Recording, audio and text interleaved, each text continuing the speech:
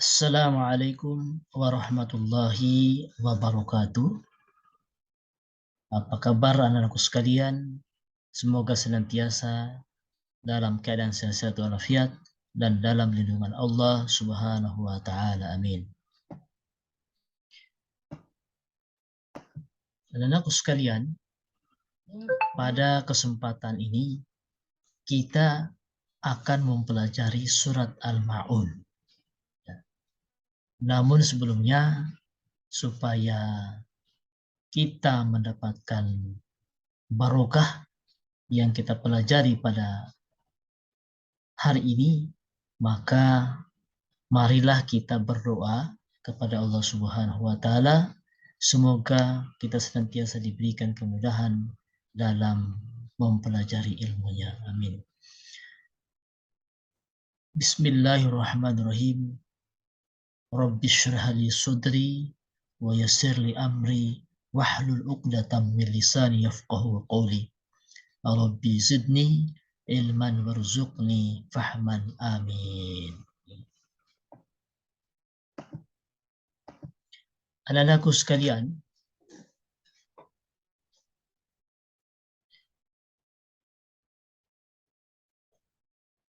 surat Al-Ma'un ini diturunkan di kota Mekah sesudah surat Al-Kautsar. Ada keterangan lain bahwa ayat 1 sampai dengan ayat 3 itu diturunkan di kota Mekah. Sedangkan selebihnya ayat 4 sampai dengan 7 diturunkan di kota Madinah. Nama surat ini diambil dari kata Al-Ma'un yang terdapat pada ayat yang terakhir. Menurut etimologi, Al-Ma'un berarti banyak harta, berguna, atau bermanfaat, kebaikan, ketaatan, dan zakat. Surat ini menggambarkan orang yang tidak mau membayar zakat dan tidak mau berinfak untuk membantu fakir miskin. Allah Subhanahu wa taala memberikan peringatan, mengancam orang-orang yang mempunyai banyak harta akan tetapi tidak mempunyai kepedulian sosial.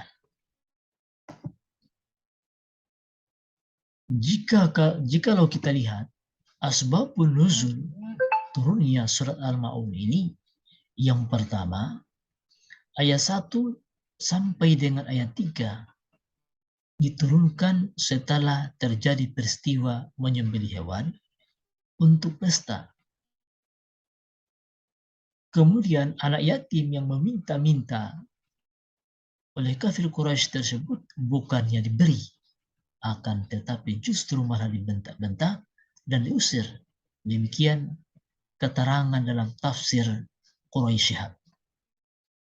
Selanjutnya ayat 4 sampai dengan ayat 7 turun berkenaan dengan orang-orang munafik yang mengerjakan sholat. Jadi orang-orang munafik yang memamerkan sholat kepada orang-orang yang beriman. Mereka melakukan sholat dengan ria dan meninggalkannya jika tidak ada yang melihatnya, serta menolak memberikan bantuan kepada orang miskin dan anak yatim. Ya.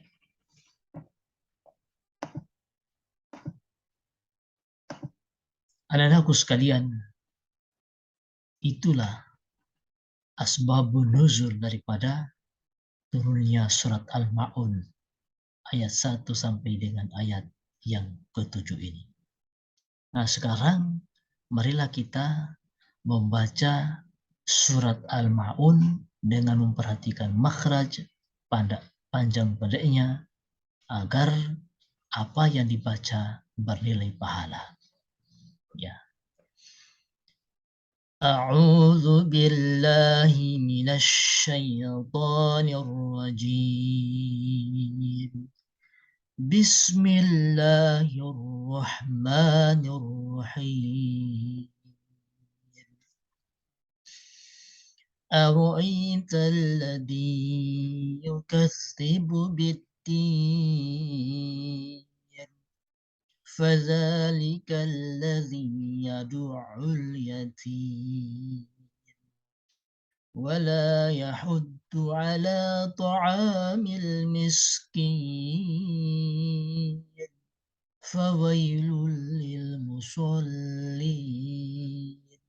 الذين هم عن صلاتهم ساهون الذين هم يراءون